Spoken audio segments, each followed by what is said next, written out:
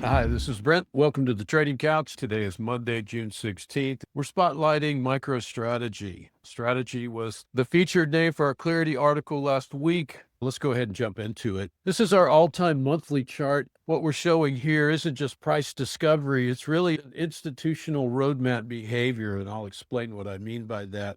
For a long time, Strategy was an enterprise software company, and Wall Street really didn't get heavily involved. You don't really see any significant cycles that it went through until right about August 2020 is when they launched their Bitcoin treasury campaign. And then you can really see the institutional cycle come in here with acceleration to the upside for the higher time frame wave 3, distribution, redistribution, accumulation here, and reaccumulation, and an extension up into this wave 5, a high here. So this wave 5 rally really is likely the end of the first wave 1 of the much higher time frame, much larger bullish cycle here. So the real focus now is what has followed. And what we've been watching this wave 2 unfold since late last year. This is where institutions typically buy as these wave 2 corrective periods come in, and as it backtests moving averages, it volume steadily increasing and steadily rising during this corrective process. That's a key signal. The smart money is accumulating into fear. There's no sustained distribution, just a methodical backfill into prior demand zones. The volume shelf here matches prior accumulation levels.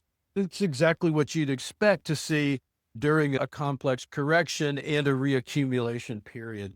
The only real question now is whether a final C leg lower is going to develop, or if it emerges and comes out of this and the low is already in. That's where our top-down analysis really comes in. Let's pivot to the MSTZ chart, our hypothetical proxy for a bearish resolution in this space. This is what a C leg candidate should look like if we were going to be looking for a C leg to develop here.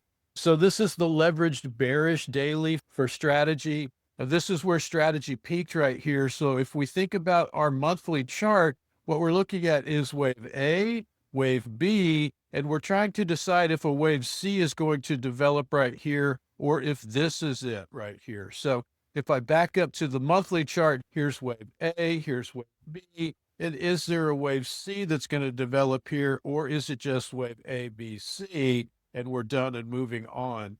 So what we would be looking for with MSTZ is we would be looking for signs of strength right here. But instead of signs of strength, what we're seeing is structural rejection. Prices being capped by this 21 a weekly exponential moving average. We do see high volumes, but we don't see these peaks happening at the lows and producing these change of character type candles. What we're seeing is just elevated volumes across the board without any long candles, any change of character shape candles. We're seeing higher volume spiking, showing up closer to the highs, not at the lows. And that's a red flag. This is not bullish absorption. It's selling into strength. And most importantly, these weekly EMAs, these exponential moving averages, have all constricted right here.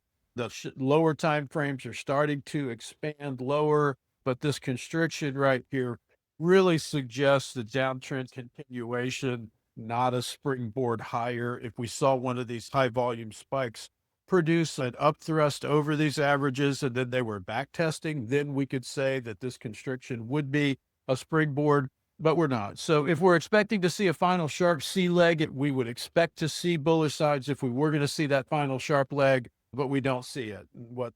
And that really weakens the bearish case significantly. We're going to do that one.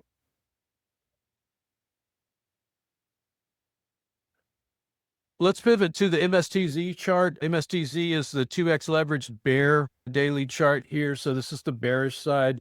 So this would be our hypothetical proxy for a bearish resolution in this space. This is what a C leg candidate should look like.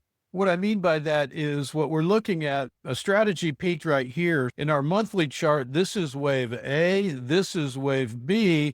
And if we were expecting a sharp C leg to develop, it would be showing signs of strength right here. And I'll jump back over to the monthly chart just to show you real quick. There's wave A, there's wave B. And if we were expecting a sharp C leg to develop right here, we would expect to see signs of strength like this, where we see volume peaking at the bottoms, producing these longer change of character type candles. What we see is just elevated volume across the board. Instead of signs of strength, we see price being rejected by this 21 weekly exponential moving average. We don't see these longer change of character candles developing where they've retaken a potentially busted through these moving averages and then a back test or something. We don't see anything like that. Instead of a springboard to push a sharp C leg down, what we're seeing is ongoing weakness, not bullish absorption. We see selling into strength. And more importantly, these exponential moving averages have really constricted and are suggesting continuation to the downside, not a springboard higher. So if we were expecting a final sharp C leg and strategy, we would want to see really bullish signs here, similar to what we saw back here, but we don't. And that really weakens the bearish case significantly.